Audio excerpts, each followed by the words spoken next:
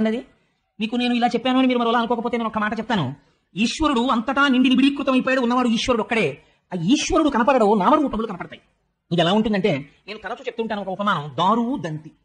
ఒక కొయ్యతో ఏనుగు బొమ్మ చేయించి తండ్రి ఇంటికి తెచ్చాడు, అక్కడ పెట్టాడు. కొడుకు పరిగెత్తుకుంటూ వచ్చన్నాడు, ఒక 8 ఏళ్ల కొడుకు, నాన్నగారు మన ఇంట్లో ఏనుగుంది అన్నాడు. తండ్రి అన్నాడు, ఏదిరా ఏనుగు అన్నాడు. నాన్నగారు అదిగోనండి ఏనుగు. అమ్మ బాబో, ఏనుగు తొండం ఎంత బాగుందో, ఏనుగు దంతాలు ఎంత బాగున్నాయో. నాన్నగారండి ఏనుగు నోరెంత బాగుందో చూసారా, ఎంత పెద్ద ఏనుగు నాన్నగారండి అంటాడు. తండ్రి అన్నాడు, కాదురా అది కొయ్య అన్నాడు. కొడుకు అన్నాడు, ఏడు నాన్నగారండి మీరు అన్ని అలాగే చెప్తారు, అది కొయ్య కాదు ఏనుగు అన్నాడు. తండ్రి అన్నాడు, నీ అమాయకత్వం అజ్ఞానం రా, అది ఏనుగు కాదు, అది కొయ్య అన్నాడు. మీరు సత్యం చెప్పండి, అది ఏనుగా కొయ్య? అది కొయ్య, అది ఏనుగు కాదు. ఏనుగుగా కనపడుతోంది, ఏనుగుగా మీకు కనపడుతోంది కాబట్టి రూపము ఏనుగుదని మీరు గుర్తించారు కాబట్టి దానికి ఏనుగన్న నామం వచ్చింది. ఎలకని చూపించి ఏనుగన్నారు కాదని ఎలకంటారు. ఎందుకని? మనస్సు ఆకార వృత్తిని పొందేసింది. ఎలుకగా మనసు మారింది, ఎలుక అని గుర్తుపెడుతోంది. ఏనుగు అన్న నామం ఉంటే రూపం ఉంది, రూపం ఉంటే నామం ఉంది, నామం లేకపోతే రూపం లేదు, రూపం లేకపోతే నామం లేదు. అక్కడ కుండ లేదు అన్నారు అనుకోండి, మరి ఏముంది? కుండ రూపంలో మట్టి ఉన్నది, కుండ లేదు. కుండ అశాశ్వతము, మట్టి అక్కడ ఉన్నది. ఇది జ్ఞాననేత్రము చేత దర్శనం అవ్వాలి.